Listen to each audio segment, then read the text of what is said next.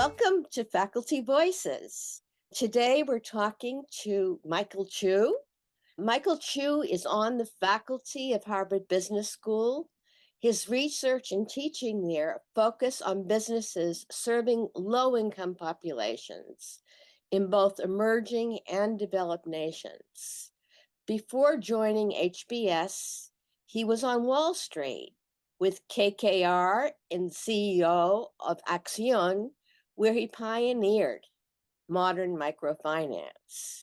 He is also a partner emeritus and founder of Ignia, a venture capital firm based in Mexico, investing in disruptive enterprises, providing goods and services to the emerging middle class in low-income populations. Welcome, Michael. It's wonderful to be with you, June. Before we begin to ask you about your very interesting work, I'd like to ask you a bit about your background. Where are you from? How did you get involved in these activities? Well, I have to start with the clarification that I was born in China, and that's why I have a Chinese name. But my family moved to Uruguay when I was about 5 years old. So I really grew up in Uruguay, which is my strong link with Latin America.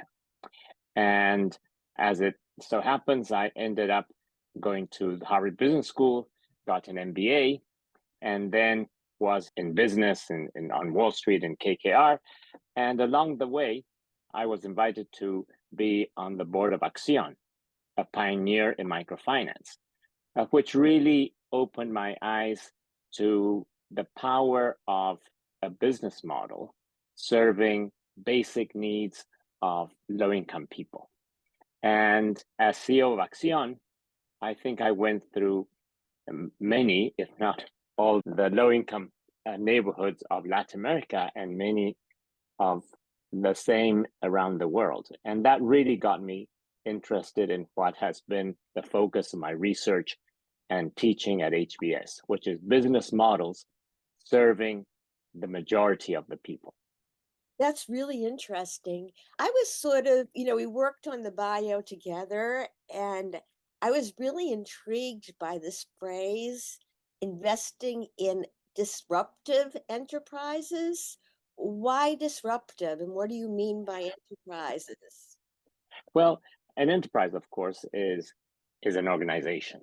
And what interests me, since we're talking about investing, it's about commercial enterprises. The reason why I think of commercial enterprises, especially when you think about social impact, which is what drove me to retire from Wall Street and do what I did with Accion, is that you need to ask yourself, what are the key success factors for real social impact?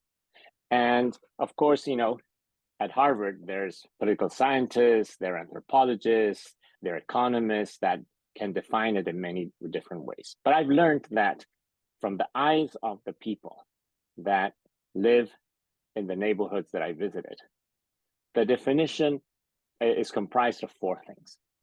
One is an intervention that is really effective in what it's trying to do. The second is economic, so that it is most accessible to the people. The third is universal, so that it reaches everybody that needs it. And fourth, that it's urgent, that it's got to get there today, because when we're talking about especially something that's important for people's lives and their chances in life, it's got to be today. Any delay is counted in lost generations. And if you look at those four things, actually, it is very difficult to achieve all those four things without a business model. And that's why I became very interested in all this field. But why disruptive? Disruptive because it is one of the reasons why we're dissatisfied and we think that things ought to change is because the way things are leaves all these gaps that we're concerned with. Unsatisfactory healthcare, unsatisfactory access to water, to digital access, you name it. The status quo is what gave us what we have. And so if you want to really affect it, you've got to disrupt it. It's for some reason that things are the way they are. And they are the way they are because the world exists as it exists. So if you want to change it, you have to change the reality that exists today. And that's why you have to disrupt. That's really interesting. So you're seeing the role of business as a potential disruptor of the status quo? Of course, business has been disrupting the whole world since time began. And of course, there's a great economist and thinker, Schumpeter, that talked about creative destruction. That in fact, part of the process of progress, and I think you can extend it to progress in many definitions, including just social impact, that things have to change. And therefore, you have to really destroy the past in order to create the future. So what's in this for business? Are they just doing it out of the goodness of their heart? Well, I think your question is why should business worry about emerging middle class and low income sectors?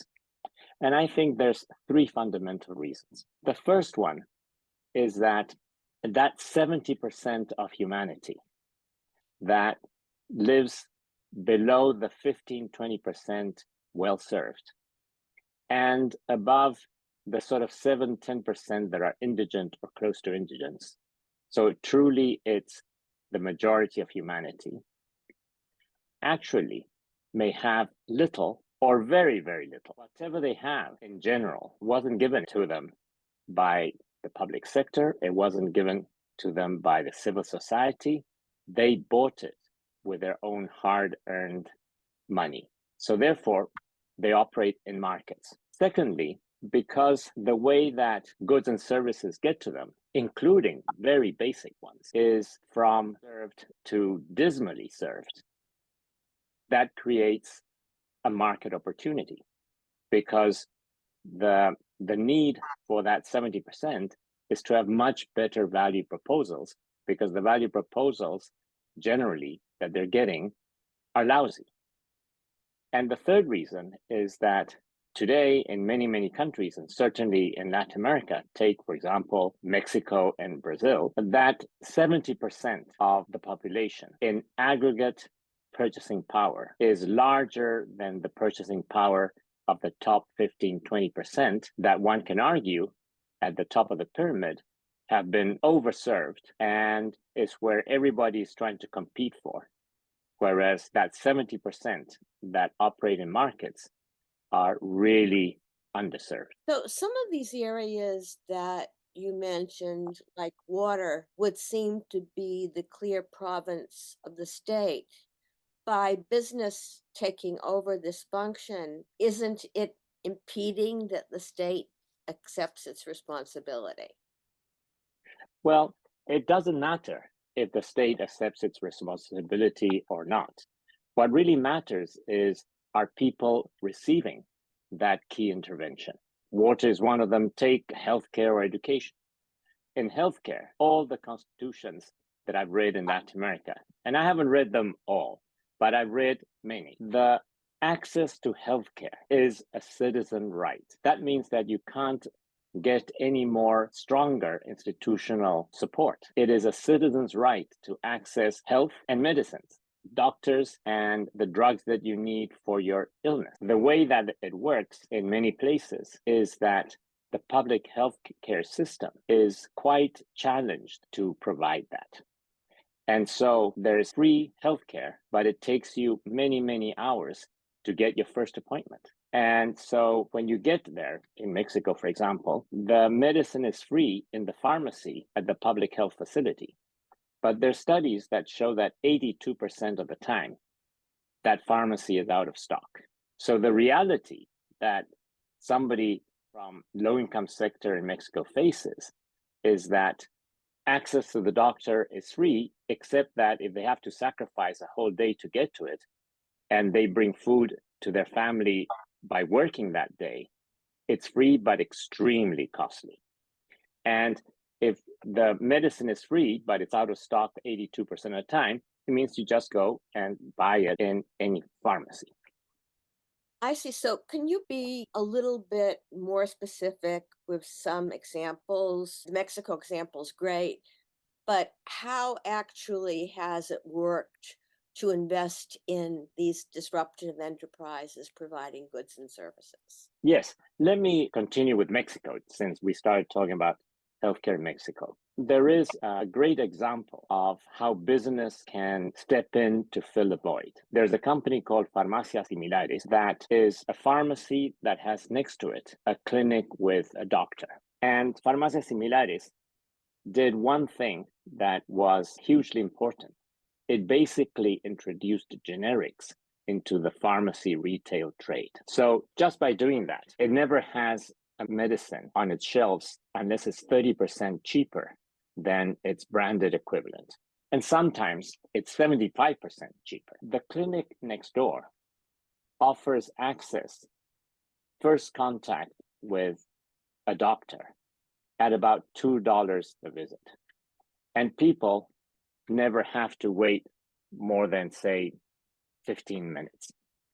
So, at the same time that the public health sector of Mexico says, citizen, you have access to free doctors and free medicine, Farmacias Similares has grown tremendously because it is actually effectively providing access to a doctor for just $2 a visit. And if you lose the whole day to go to the free public health service and you earn more than $2, then it's actually very rational to go to Farmacias Similares and the clinic there. Today, there are more than 4,000 Farmacias Similares around Mexico. It is a company that has more than $1 billion of sales. And every month, 12 million Mexicans go through the doors of Farmacias Similares to buy medicine, and 3.5 million Mexicans a month see their doctor through the clinic of Farmacias Similares. So, in effect, what really matters is, in my view, not really how we view all this. The truly important, or I should say, the number one perspective that should matter is that of the low-income sectors, the majority of Mexicans, for which what they want is those four things we talked about. Access to something that works in a way that is the most economic possible. And it's not just price, it's the whole transaction cost. If you have to wait a day, it doesn't matter if it's free, it's really expensive. And that it's accessible to everybody that needs it. And that's why Farmacias Similares, there's a Farmacias Similares in any town with 5,000 people or more, because you can go to it in your street corner. Was this pharmacy founded to serve this need, or was it a existing pharmaceutical chain that adapted when they saw this market? Now, it was a chain that was established with the idea that it was possible to provide generics that were much cheaper.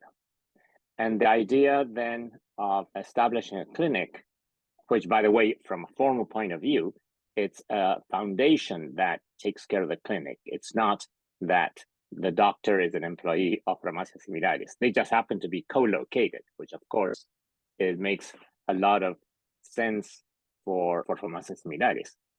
Because when somebody goes to Farmacias Similares to the doctor, they get a prescription. It can be filled anywhere, but if Farmacias Similares is next door and it's providing things that are much cheaper, then it's a great combination. And it was founded basically with that purpose to serve the majority of Mexicans. And I think it's not possible to separate the two things because I know the founder, I wrote a case on Farmacias Similares that his impetus is both. He's a really good business person and he cares about the healthcare of Mexico.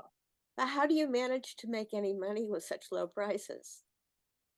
Because it is, first of all, it's generic. So the cost of medicine is reflected in the cost. and he runs a really good operation. It's highly profitable. It's a franchise system. So Farmacias Invarias has its own pharmacies and then has a network of franchises, which means that coverage to all the corners of Mexico is possible. And one of the reasons I wrote the case and I teach it is because it is also a terrific business model. And is it an outlier, or have you seen other cases throughout Latin America which would be rather similar? No, well, since we're on healthcare, let me mention Brazil. Brazil has 75% of Brazilians get medical attention through SUS, the Servicio Único de Saúde. And so there is a public health care system that is established that it gets to all parts of Brazil. But take dental care. It's also reflecting the same problems of seeing a doctor in the public health system. So if there's something wrong with your teeth, you can go to the public health SUS system. Long waits, dingy offices, and very uneven quality treatment. Sometimes the dentist isn't there. And in this context, a woman dentist, incredible entrepreneur, herself coming from a low-income family, conceived of a model that would deliver world-class dental health care to the majority of the people. And when I say world-class, I mean world-class, because this entrepreneur, her name is Doctora Carla Sarni. When she came to my class at HBS, she said to me one day, "Can you arrange a visit to the Harvard Dental School?" And I said, "Sure." So she went.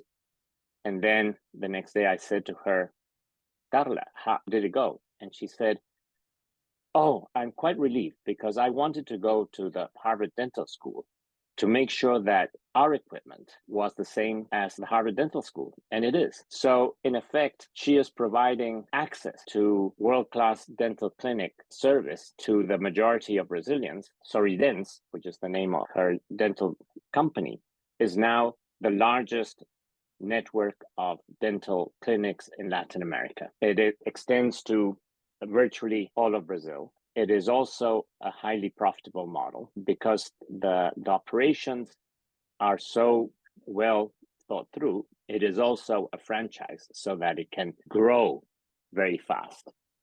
And today you have this growth of this company at the same time that SUS, the public health system, provides free dental care. That is incredible. Wow. So we have two really strong examples about healthcare. What about water? You mentioned water. Well, water is really interesting because as essential as healthcare is, water is essential for life, literally. Now, how the private sector intersects with water is always very fraught because it is dealing with something that if you and I don't have it, we die. So Latin America is more notable for the failure of the efforts of bringing the private sector into water for the people. So there are many cases of Latin America of failed privatization, and some have failed so badly, like the one in Cochabamba, in which literally people were killed because of the protests that arose out of the privatization. And certainly Argentina, which is an example of many complex, difficult situations, also had a privatization of water that didn't go well. But around the world, there is some interesting examples. The one that is a real model was the privatization of water in East Manila with the creation of a company called Manila Water that basically invested to extend the coverage within 7-8 years by 33%. That essentially from water that was intermittent and of bad quality and which reached only 60% of the population in that way, and with a poverty of 40%. So you can imagine who got the water and who didn't. And with people, basically the lowest income people buying water that they need to sustain life at 7 times the price of the municipal system that was losing money. So another comment that's interesting is if it's losing money, taxpayers are subsidizing it. But if it gets only to the higher income groups, we're subsidizing water with higher income groups. And lower income people are paying 7 times that price. The privatization there was superb. And it was superb for many reasons because it's very difficult. The government played a really important role. And the company that came in to do that called Manila Water, also, it was a model of execution.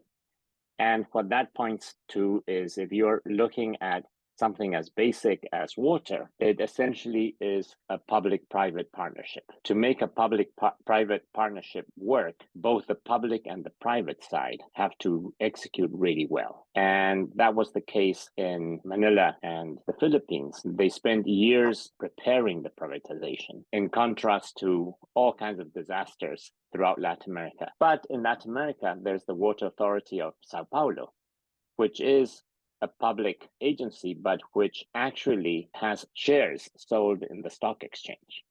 So it also is a private-public partnership. So here is a question that comes out of perhaps pure ignorance on my part. But is there a difference between privatization in and of itself and this type of business model, which, in your words, invests in disruptive enterprises to provide goods and services to the middle class and low income populations? Or is it the same thing? Well, I'm not sure. The way I look at it is, for example, privatization of water or a private sector coming in my view, is not inherently either good or bad, but it does inherently carry the seeds of being able to be so massive as to really move the needle. You know, going back to those 4 things that we talked about. That is the power of business, that if there's a business model that really clicks, then providing an effective solution in a way that really is attractive to the majority and where everybody that needs it can have access to it, and doing it efficiently and in a way that reaches people much faster is essentially the promise of business. Now, some business models don't deliver that. Some business models, as you know, June talking about Latin America, are great destroyers of social value. So there's nothing sacred about business. Certainly, there are some people that are tempted to view business as the solution for everything. I certainly don't think so. I think that, however, business has that potential to really make a difference. And where government, for whatever reason, is challenged in delivering to the people. And at the end of the day, what matters is, are the people getting the goods and services that make a difference in life? Then business has both an opportunity, but it's not easy. You have to have real creativity and then real persistence in making a model that can work under these conditions. And some would argue, and I certainly think like this, that one could make a case that there's a duty to step in when the gap is so large. So you've given me 2 really, really good examples of how this stepping in has worked in healthcare. And you've also painted a fairly dismal picture of where it hasn't worked in the water sector. What's the difference? Well, the difference is that in the cases of privatizations of water that did not work, the public sector really went into the privatization, I think, very ill prepared. And the terms under which those privatizations were undertaken were extremely flawed. At the same time, the private companies that came in, the poster child of how not to do it in this case, one could argue, is the privatization of Cochabamba, in which case the water company that was foreign came into Cochabamba, and state had granted them basically all rights on all water in Cochabamba. And they did it from day one with a massive increase in price on something that is vital for life. Now, opposite to that, in Manila, when the privatization was done, the price of water in East Manila actually went down. And we talked already about how the government was really careful and thoughtful in preparing the terms. But the other side is that there was a company that was Grupo Ayala, which is one of the large Philippine industrial mighty enterprises, got together and did a combination with people that knew about water from the UK. And the reason why I teach it in my course is because their execution was so superb. And so I think one of the things that it demonstrates is that, just because it's private sector coming in doesn't mean that it's necessarily a solution. It can be even worse. But if done right, then you have what happened in Manila, that within a few years, the water quality was world class and access was basically 24/7. And a lot of people, and they also developed programs so that a lot of poor neighborhoods that people used to have to get up at the crack of dawn to go and bring water were connected to the water grid. That's great. Can you give me some examples of other sectors that have been successful in Latin America? Another key thing that impacts people's lives a lot, because most people bring food to the table because they have an enterprise, that whether it's a woman that is selling things in an open air market or a carpenter making things in the front end of his one room home, is access to finance. So microfinance, in which Latin America has been a real leader, is of course another shining example, in which something that began with nonprofit NGOs and that were pioneering this idea that you could actually lend money to poor people and you could make a robust, economically viable model of it, ended up being, and of course, this is near and dear to my heart because it's what Accion did, was to achieve massive scale through turning that into banks, into financial institutions regulated by the banking laws of the countries they operate in. And today, they are among the most profitable and most solvent banks in the Latin America. But the social impact is not that, because who cares if there's one more great profitable business? The social impact is that it inserted all that 70% of humanity into the financial sector so that today everybody competes for their business. So that in Peru, a high percentage of the financial institutions are trying to serve this segment. It's brought in the conventional players because it said, you know what, serving the majority of the people, serving those that have been neglected for a few hundred years since banking began in Latin America, is actually better business than what you're doing. So that is really interesting to wind up. What are the present day and short term future challenges for the sector? Well, I think, we've talked about the potential for good.